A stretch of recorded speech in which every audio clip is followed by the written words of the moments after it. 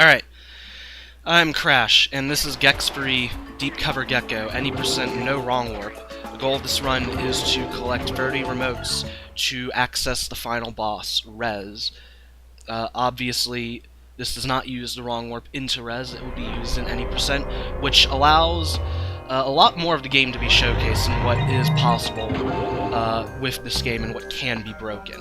So, it's the first remote, it's in mission control, it's literally free. As you see, we're just tail kicking. It's an intended mechanic, it's just a standard move that you can use. The game refers to it as a deadly karate kick, so there's that. So, first remote here in the level, first remote we actually have to work for. We tail bounce on this bench to get up to this wall and just tail kick out of bounds. And this sends us to the final room of the level. So normally you'd be forced onto a snowboard if you walk through the loading zone that leads to this area, which you can actually bypass the snowboard either way, which is used in the any percent and 100% categories. But here we just tail kick out of bounds. So we have to defeat these 5 snowboarding elves, and interestingly enough, the hitboxes on these elves when you're on the snowboard is just horrendous.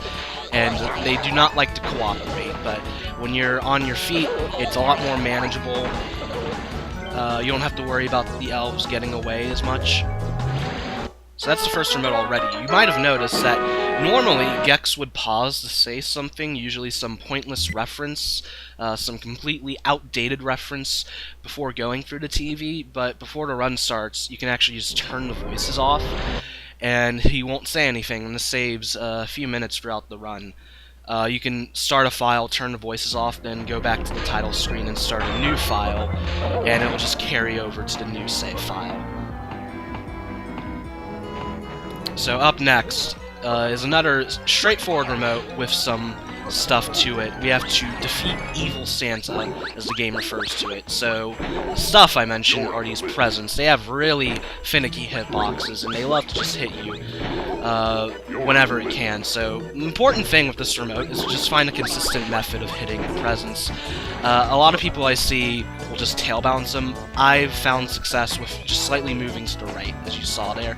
So, just some jumps. Obviously that is not intended, or at least they probably didn't think of it. This is one of those games where it kind of blurs the line between intended and unintended. Some of the things you just can't help but think they are intended. So one more remote. Each level has 4 remotes, and 3 of them are hidden through the level, and 1 is collected from getting 100 fly coins, which you obviously will never see in this run.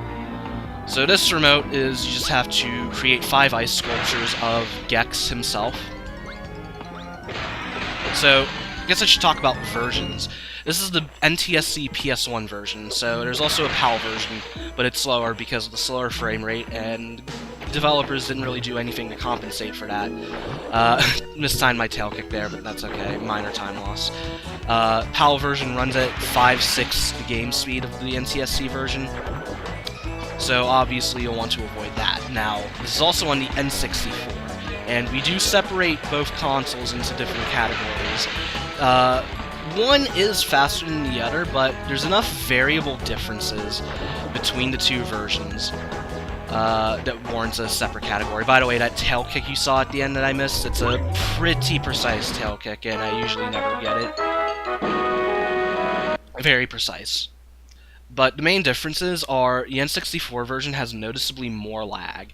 PS1 version is still very laggy, but you can usually remedy that with better consoles. The N64 version also has some different levels. Too, the secret TVs are completely different in that version, and the Mythology Network is also completely different. And then, on top of that, this only affects 100%, but the N64 version has a mode called Easy Mode, which all it really seems to do is make it so you only need 80 fly coins to get the fly coin remote instead of all 100. There are exactly 100 fly coins in each level, by the way. So, this remote is going to be the introduction of TV Cancel. This is a series-unique trick. It's in Gex 2 as well. And it allows for some interesting stuff to be made. So I'm taking damage here because this TV requires a death abuse. And I go for it, and what happens is I let the bear kill me, and then my corpse will fall onto the button, and I grab the remote, but I also respawn in the level rather than being forced out, so this saves a decent amount of time, and you can even combo your TV consoles, which will happen in some future levels. So, this remote, normally you're supposed to go back into that hedge maze and unlock a Dracula outfit, which obviously wastes some time. It has a forced cutscene and a forced animation of getting the Dracula outfit, but you can just make some pretty precise tail bounces to get up to the blood poolers. It's actually a bit of a retracing of a previous remote in Gex 2, well actually 2 remotes, so I guess it's just meant to reference the previous game, because that's what this game's all about, references. Normally you'd be hearing Gex saying a whole bunch of pointless, dated references to 90s movies and television. Every level in this game, as well as Gex 2 and 1, are based on some sort of a TV and movie genre parody. This one is obviously going for some sort of Sherlock Holmes vibe. You know, even some quotes will acknowledge that. So, this remote, you have to find and beat 3 minigames. The first one here, you have to defeat these fleas on this stuffed and preserved bear head, which makes no sense, but I'm not going to question it. So each of these bonus games will give you a bonus coin, which is one of the collectibles in this game, which are used to unlock bonus levels. Interesting thing about this remote, though, is that the flag to activate the TV seems to just have the bonus coin, so you can actually get the bonus coins, and then leave the level and come back and the TV will still be activated, even if you haven't gotten a remote. So, this next minigame is to just go into the sink and destroy these bubbles. There's a one cycle to it, just getting all the bubbles in one go without running out of air, which isn't hard at all. And 100% you have to get that paw coin that was there, which actually makes it a lot more challenging. So as you saw there, I just spent way more time than necessary in the water, but I still had plenty of air left. As you saw, there was that little guy with the gun that I killed before entering the minigame, which is very helpful so he doesn't shoot me when I'm zoomed in observing the sink, which is how you activate the minigames. Normally you're supposed to hit a statue to have that bookcase extend out so you can get up there, but that wastes time obviously and can just make it with some tail bounces. So the last minigame is to destroy these sentient pool balls. They have very mean expressions on their faces. They really want you to know that they're out to get you, but they're not much of a threat. Sometimes you can get hit by them if you're not careful, because hitboxes, but it's not much of an issue. So that's the third minigame. All that's left in this level is to just get the remote, which is right around the corner. Right there. And that's Clueless in Seattle. Up next, I mentioned a Dracula outfit earlier, and there's also one here in Mission Control, and it's going to let us do some interesting things. So I paused there a little too early trying to skip that cutscene. You can actually, with a lot of cutscenes in this game, you can actually pause at the right time and it will still skip the cutscene, but ideally you just want to skip them without pausing. So here's what I mentioned with the interesting stuff. You can take advantage of the slope in the wall here, and you can go out of bounds. And I was still using a visual cue here. There's a visual cue you can use with that red pod door that leads to the next hub world, Lake Placid, to make it a lot easier. And here we're at the end of the tutorial section, which, going the intended way, normally has a whole bunch of forced dialogues and cutscenes, which obviously wastes a ton of time. So up next is the second hub world, Lake Placid, and this is where the run gets really interesting. Especially with the next level coming up, Holy Moses, appropriately titled Holy Resets in my splits, because there's a lot of things that make this level very interesting. It's not the hardest thing in the world, but if you're actively doing attempts, then it's pretty easy to lose time. So, I'm gonna go for a one cycle in this level. I'm gonna get all 3 remotes in one go. So that first mummy there, there's 3 mummies who give you staffs. You want to collect the staffs, and that's the first objective. I killed the mummy before he starts his tornado spin animation, which is very helpful, because when he goes into that animation, it wastes several seconds, and you just gotta wait it out. So this next objective is to kill these 3 Anubises, Anubi, whatever the plural is. That one, however, is actually required to just advance through the level.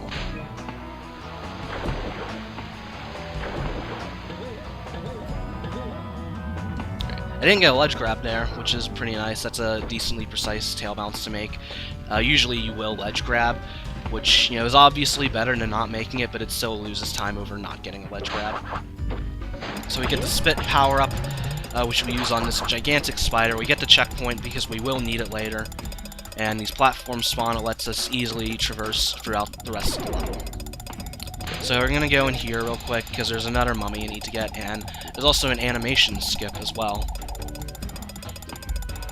So yeah, normally you'd be forced to wait out the entire animation, but if you move the camera off the mummy right after he starts the animation, then you can just skip it, and it saves a few seconds. So this is where the level gets interesting. So they made this camel.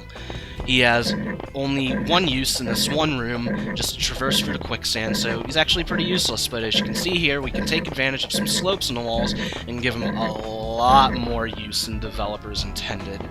So this is where TV canceling is going to come into play. But one very interesting thing that this does is it raises the depth planes in this level.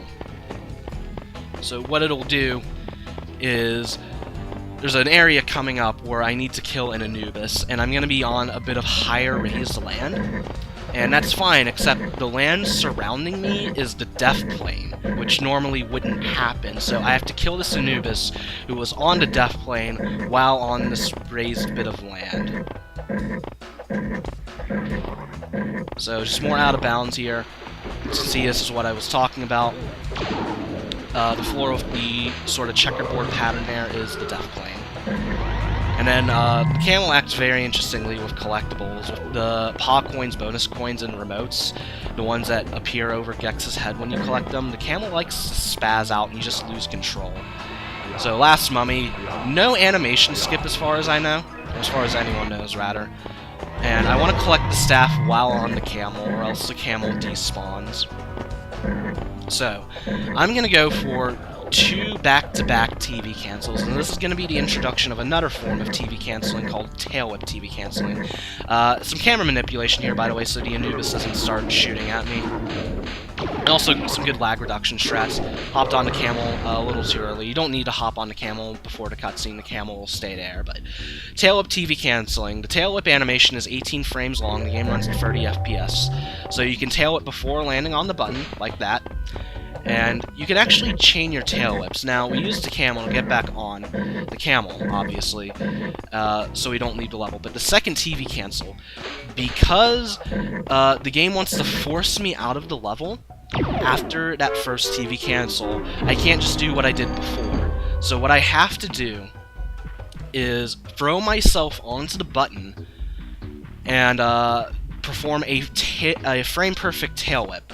I mentioned that the tail whip animation lasts 18 frames, and with that initial tail whip, you have that 18-frame window, but every tail whip after that initial tail whip is frame-perfect. You have to pull it off every 18 frames.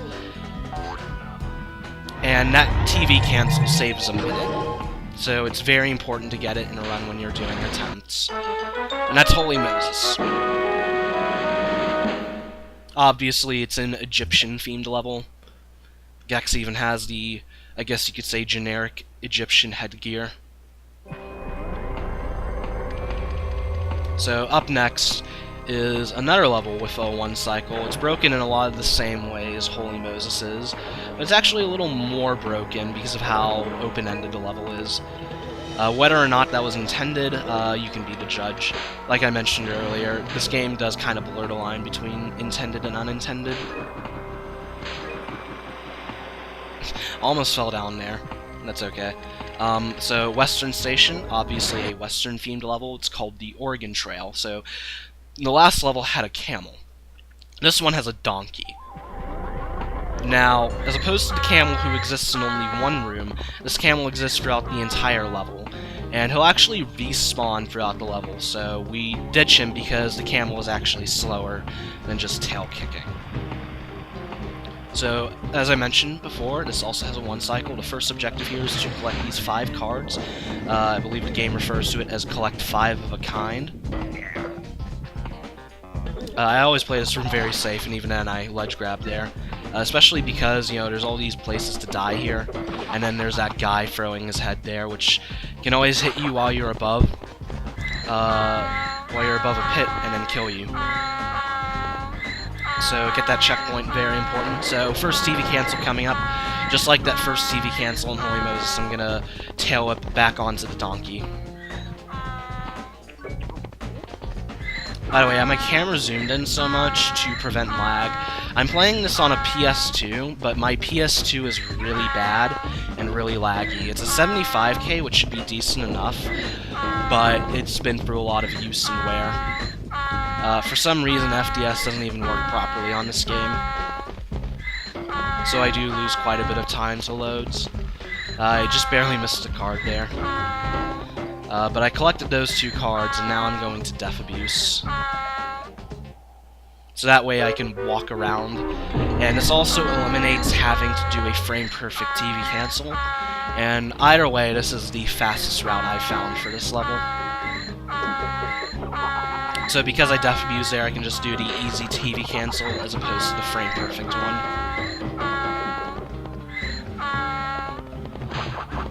Alright, so up next, I farm lives for a bit. I actually don't have to, but it is a good safe strat. You would do it in a marathon, obviously, because I'm at 0 lives, and this is one of those games where game over means run over. And you don't have to do this because there is a save warp a little later on. And if you save and reload your file, if you're under 4 lives, then the game sets you back to 4 lives. So these cycles here are camera based. They start when they're on the camera, and you can manipulate them with the camera, as in reset them. And then the last remote of the level is to visit the world's largest mound of poop, as the game calls it. So up next is War is Heck. As you can probably tell, is a military-themed level. This is one of the more straightforward levels in the run, but there's still some cool stuff to it. You go in Hot Dog Hill, as the game calls it, and yes, this level is actually called War is Heck. So, the first remote here is to destroy these 5 tents here. And there are these searchlights all throughout the level that if you're caught in, you'll start being shot at. So there is a death warp you could do here. It skips a cutscene, but it's incredibly precise. Very, very precise. This is the cutscene I was talking about. For some reason, this is the one cutscene in the level you can't skip. This game is very picky with cutscenes and whether or not you can skip them. Most cutscenes you can skip, but there's the occasional one you just cannot. I believe in the N64 version that cutscene is skippable.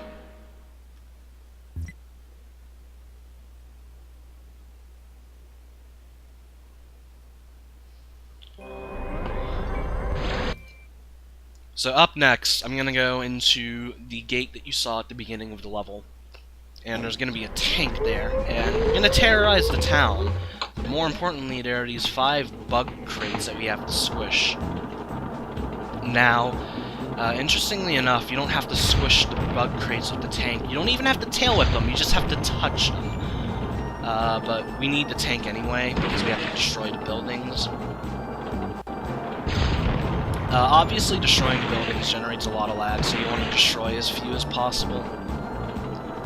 And then I'll get off the tank here, because it's the last building I have to destroy, and the tank is slow. Funny enough, you cannot run over fire hydrants with the tank for some reason.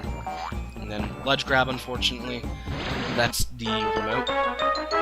And then the last remote. I see a lot of people hate it, but I actually really like it. It's a fun remote to optimize. It's a bit tricky to optimize, but it feels really nice when you get it. So there's another area you have to go into with a whole bunch of searchlights, and we actually now have to destroy those searchlights with a little Gatling gun, if it even is a Gatling gun.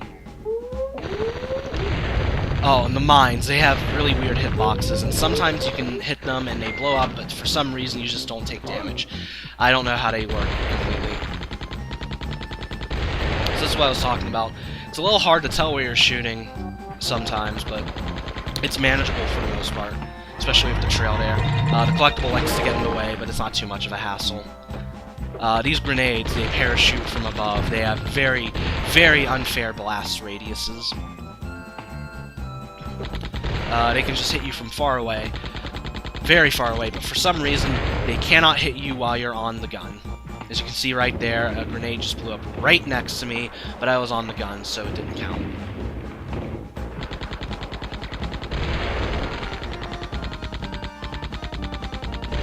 So as you can see, I'm doing kind of a poor job here. This is a hard remote to optimize. And that's the last searchlight. Now we just have to go into this building. And then we grab what looks like a Magnavox Odyssey 2 cartridge with the Channel Z logo on it. And that spawns a TV.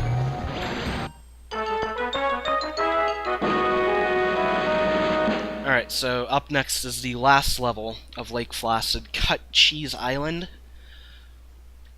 Yeah, it was the 90s. Edgy toilet humor like that was acceptable. But it's a pirate-themed level. It's the Buccaneer program. This is actually the first level where we only get 2 remotes instead of 3.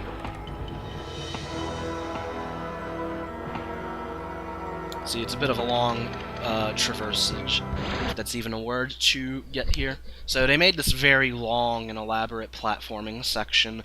They have to go through for all 3 remotes, and it is long. It does take a decent amount of time to get through it. And we just cheese it with some tail bounces. Those aren't even that hard to pull off. And then that's kind of tricky. That saves like a couple seconds over other strats you can do. Because, you know those minecart cycles in Oregon Trail that were camera-based? Well, that barrel's also camera-based, so you can take advantage of that and do a decently precise tail kick. I found that in an old video with a whole bunch of Tash strats, and it's not hard, so I applied it to runs. It also does look very cool. So, first remote here, I do some tail bounces, decently precise ones. There's another slower, safer strat you can do, but that skips having to go across the pirate ship. And then the next remote, you saw me pass right by the TV, so I just have to take the same exact route.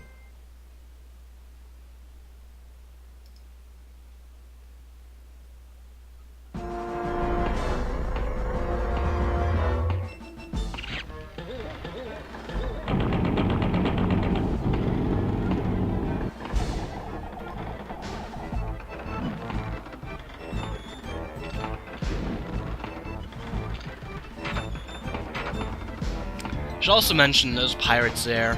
If you're not careful, that first pirate can knock you off, which has happened to me once or twice, but it rarely happens. It's also worth noting that TNT barrel you can't tail kick into, you have to tail whip it. So that's all of Lake Placid.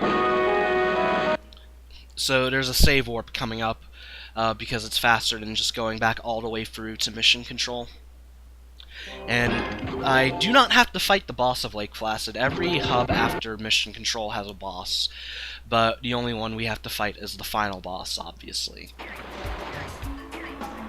So I can just skip into the next hub world, Slappy Valley, with a clip. It's decently precise. There's a setup you can do, but I do not do the setup because it's slow.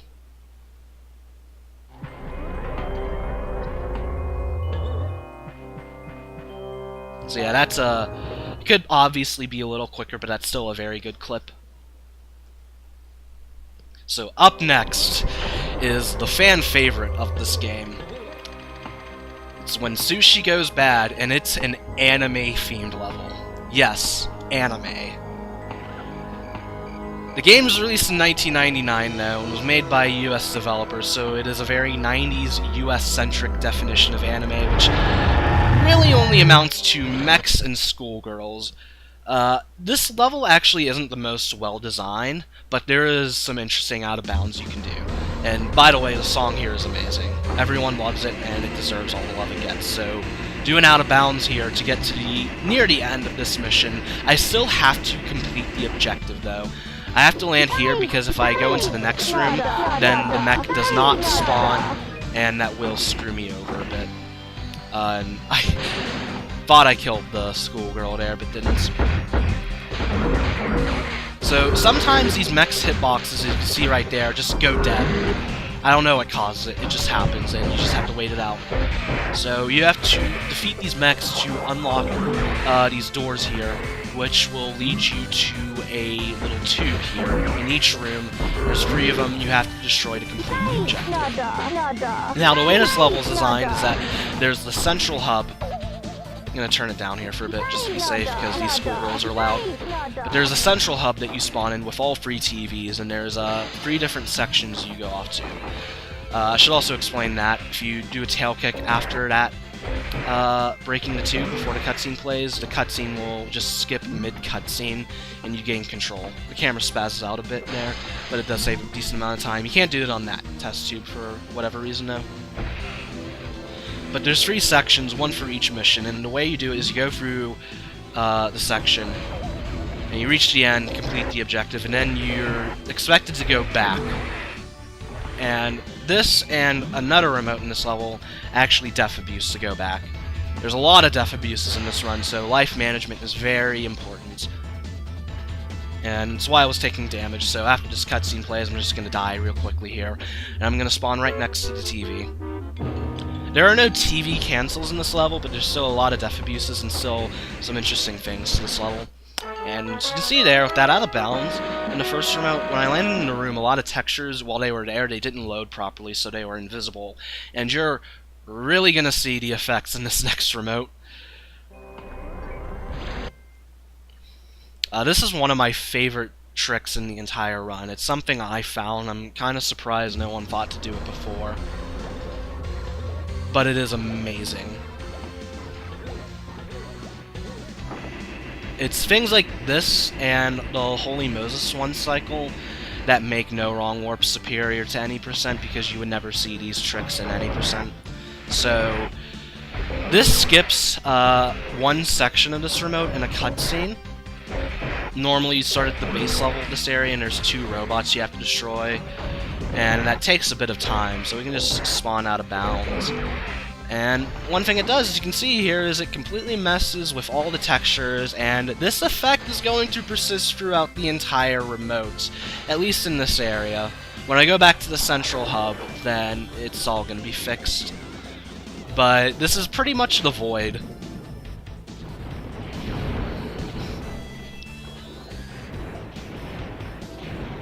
For some reason, being underwater messes with the music. A lot of interesting quirks to this game. It's kind of hard to tell where you are sometimes, so... And then the last 2 mechs here.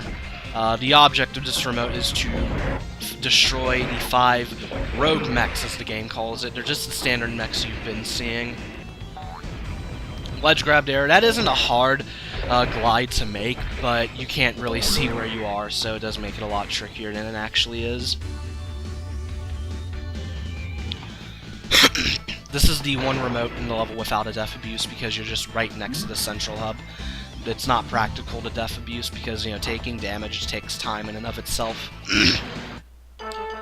So one more remote. Sadly, there's no cool out of bounds we can do here because, well, the other 2 remotes went down. This remote goes up, though, so we can't really do anything about it. This is also one of the longer remotes in the run, as well as the free minigames remote in Clueless and Seattle. And that's kind of important because one thing I do here, my route is actually a little slower than the optimal route, but doing the optimal route is really difficult. Very, very difficult. Like, so difficult I probably wouldn't do it in a marathon run. Because if you don't do it optimally, you are losing a ton of time. So, and the optimal route is in the last level to run Super Zeros, where I get 2 remotes in my route in that level, but optimally you'd get all 3 remotes there in a 1 cycle. And if you don't make the 1 cycle, you are losing an eternity. I will be going for it soon enough. My idea was that I'll go for it when I get a good PS2, and then I can actually grind for a good time, rather than a time that is decent for what it is, but hindered by my loads.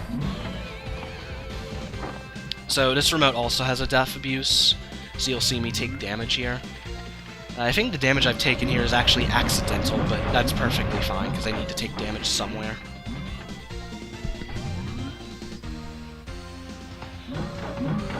The flames here are actually a good place to damage abuse. So last room of the remote here. This is also the longest level in the run.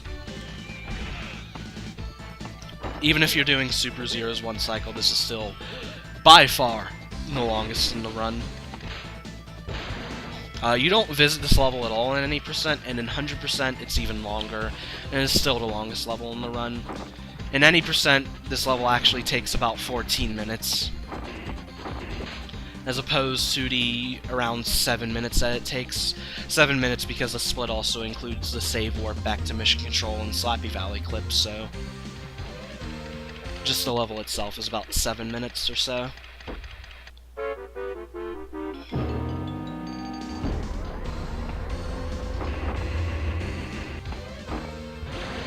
And that's when sushi goes bad. So there's one more level I do here in Slappy Valley. And there's actually a 3rd level here. It's the Mythology Network, Unsolved Myth Stories. It's probably the most infamous level in this run. Well, in this game, rather. But we don't visit it at all, because it just takes too long.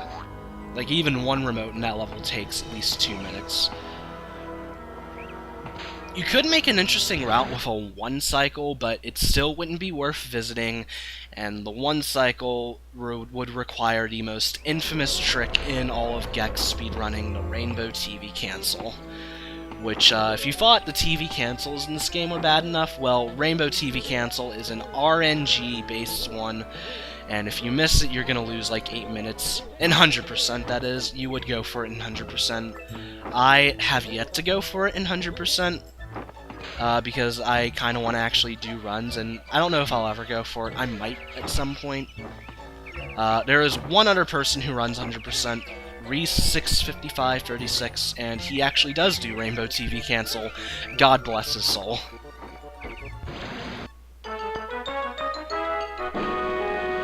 He has world record in 100% with a 225. This run you're watching, the 4953, is the current no wrong warp record. And then Tigame has the any percent record with a 26-minute time. This is just the PS1 version. All of the N64 records are held by Xandergoff SRL, is his Twitch username. He only really does any percent for Gex, though. He's mostly an any percent runner in general. He has done 100% on N64, though. The only person to have done 100% on N64. The other 100% runs are all on PS1. So, the first remote you saw there was to just jump over those free candles. And then, the next one, I'm going to continue further up this beanstalk. This is obviously a fairy tale themed level called Red Riding in the Hood. So, this remote also has a death abuse. As you can see here, I just jump around the wall, the beanstalk there, instead of going on the climbable sections. That one I have to go on the climbable part, though, because you can't just glide over. It's just too far apart. This tail bounce is actually pretty tricky. And then get the checkpoint here, because, like I said, there's a death abuse here. And I'm gonna destroy the 3 little piggies' houses. Except we're gonna do them in reverse, because it's faster. So this is the 3rd one. It takes 5 hits. Second takes 4, and first takes 3. Yes, it makes sense, because You know, the brick house is stronger than the wood house, and the wood house is stronger than the straw house. I guess it's faithful to the fairy tales it is satirizing, if you want to even call it a satire.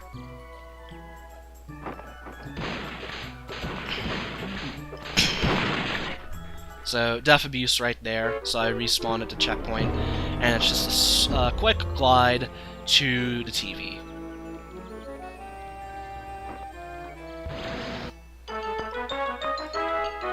So, one more remote. I'm just gonna go to the top of the beanstalk. There's not much else to it. I could explain those purple leaves. I haven't explained them yet, I've just been kind of rambling about other things. But the purple leaves have very weird hitboxes. You can kind of bounce on them as you bounce up towards them, you saw earlier. But it's not the most reliable thing to do. Obviously, you do want to try to go for it because it does save time. But it's just weird.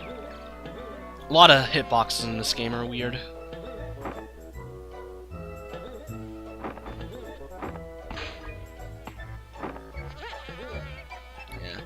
As you can see, I kind of got stuck under the leaf because of the nature of the bouncing.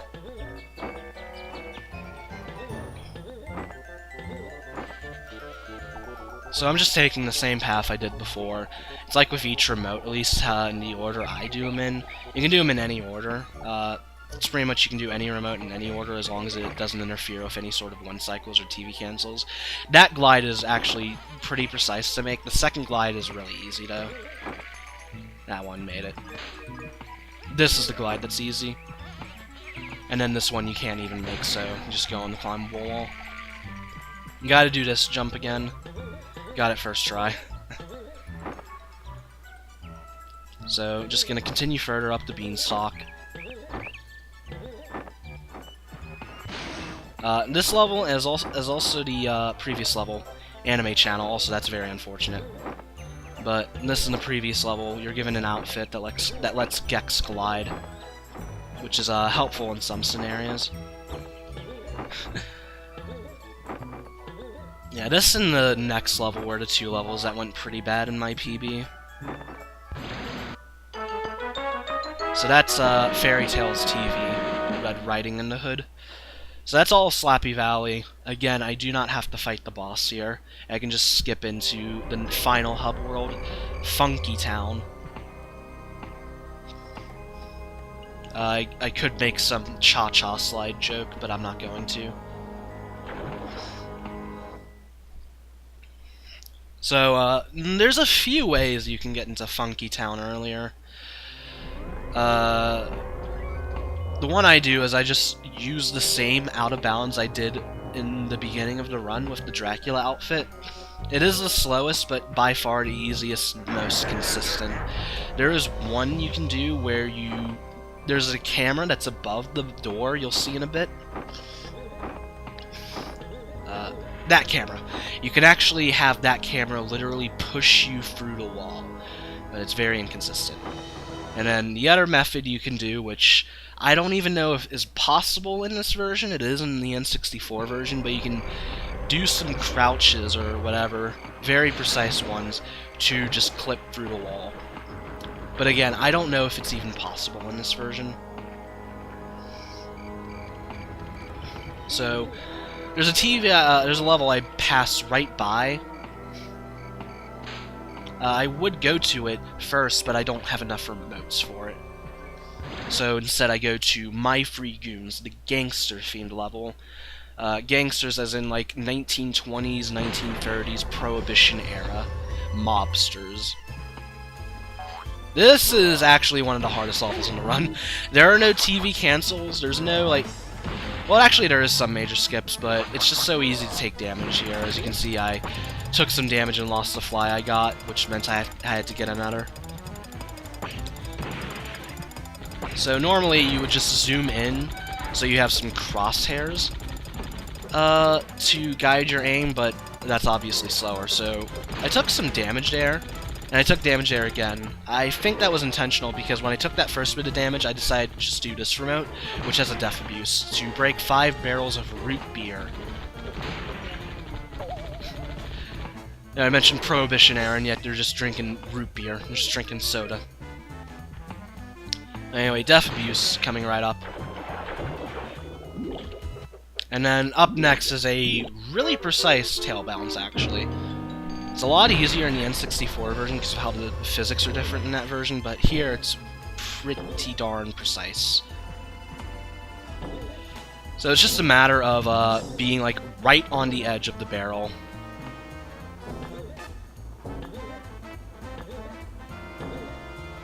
And there it is. That's a reasonable amount of tries. Again, it is pretty difficult.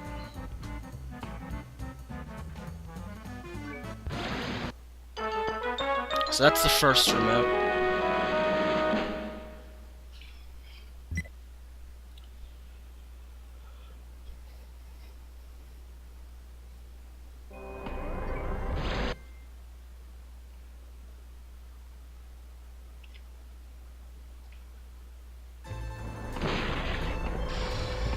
So I should mention what makes this level really difficult.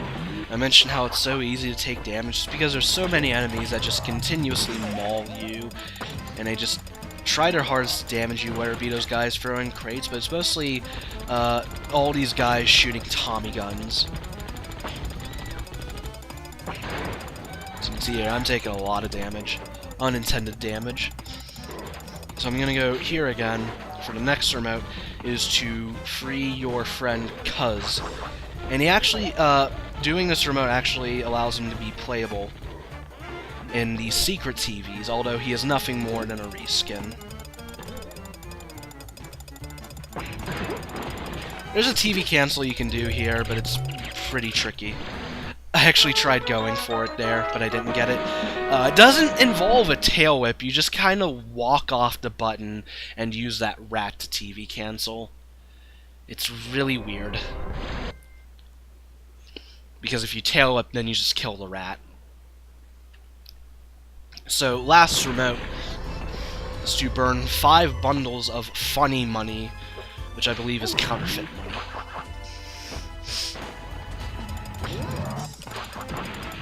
So I'm just gonna open this first gate here. I get this life for safety. I don't need it, but I really wanted to play it safe. Also, it would allow me to do a TV cancel in the next level, which I don't remember if I get or not.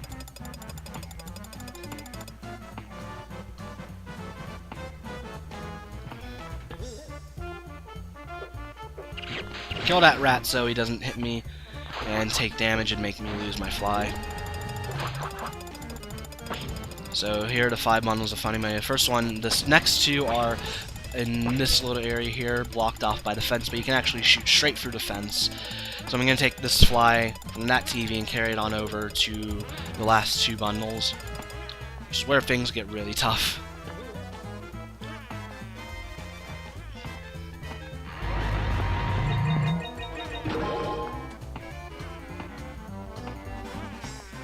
So just swallow it before I enter. I'm going to zip line through the window. And the 4th bundle's there. Very easy to take damage in this area. I just barely missed that bundle. More accidental damage. Paused too early there. But we're out of here. Took damage right at the end.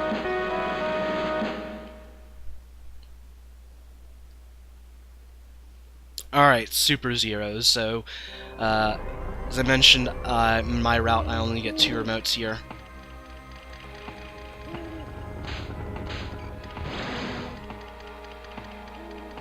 A bit of a skip to get here, though. This is obviously not how you're intended to get here, but I missed it. Depth perception can be a pain sometimes. Got it there. So, the superhero show. So even with the 2 remotes, there's still a 1 cycle with a tail-up TV cancel. It's still kind of hard because you can just ledge grab and it fails. So first objective is to kill 3 cats. I don't know why you have to, but it's just the objective. It's one of the quickest remotes in the game.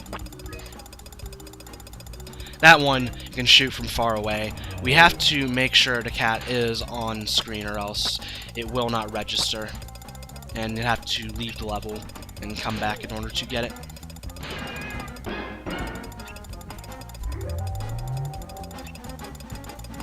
Alright, a lot of lag here. This game is very bad with lag, especially on my console, and I got the TV cancel.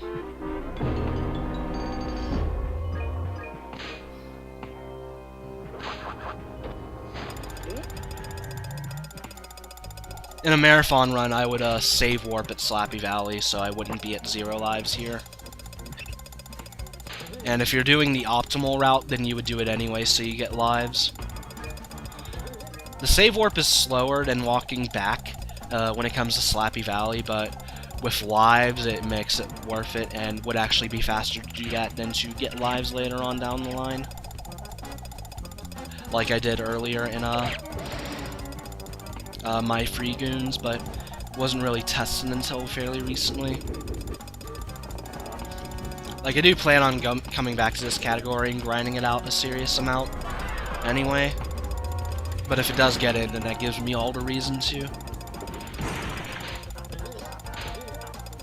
So last remote of the run, well, technically not last because you get one from Res, but it's kind of similar to the Santa remote in the first level, except here they're bombs and they actually rest on the ground. This is a lot more camera-based than anything. You just want to make sure your camera's lined up. I almost died there. I don't know what I was thinking going for that, but it worked out just barely. One final ledge grab, and that's 30 remotes. So up next is Channel Z Resraker, and there is a level accompanying the final boss.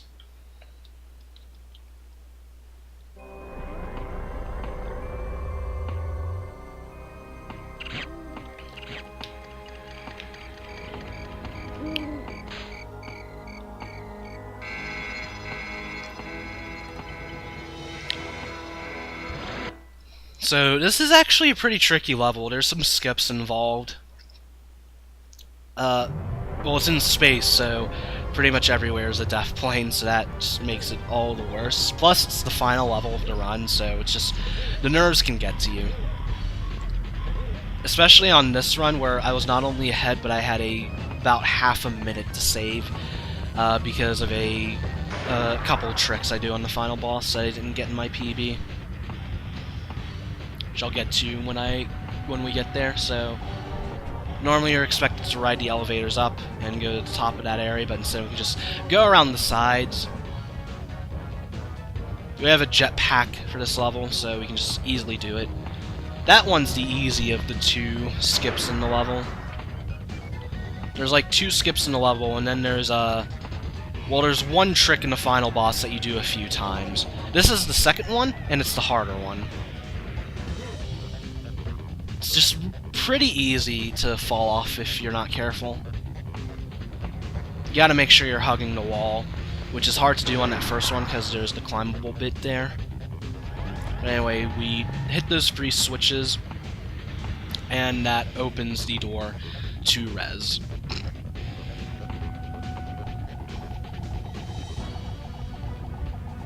So Res himself, Gex 2's final boss is kind of notorious for having a bunch of RNG involved. Thankfully, there is no RNG to this boss whatsoever. It's the same thing every time, but there's something we can do to speed it up. So we tail bounce the TV first in order for it to respawn. If you tail whip it, then it doesn't respawn. And then normally Gex would start attacking, but with a decently precise jump, which I missed there, it actually is faster to let him do this first attack because it's only 3 hits, whereas the rest of his attacks are only 5. So this actually is faster than what I was going for originally. I was trying to do something way safer, and I missed the hit there. This is still not a great res, but I think everything else goes well. Yeah, I just barely was able to get that hit as the timer ran out. And basically just jump outside the arena, or at least where you're able to walk around, and Rez will just open his chest back up, or his belly, or whatever, to expose the target for you to shoot. And then that one, well, it wasn't still optimal because I probably could have made it, but I probably couldn't have because the timer was running out. So this is still a suboptimal res, but it was still enough to get the sub 50.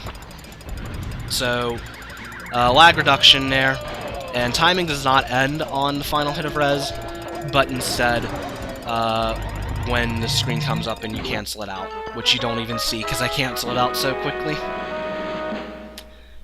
And that's Gex Free, no wrong warp in 49 to 53. This is the ending. Yes, me to marry him. Actually, he insisted. I think I can cut it out now, so thanks for watching. Good thing I got you out of there when I did.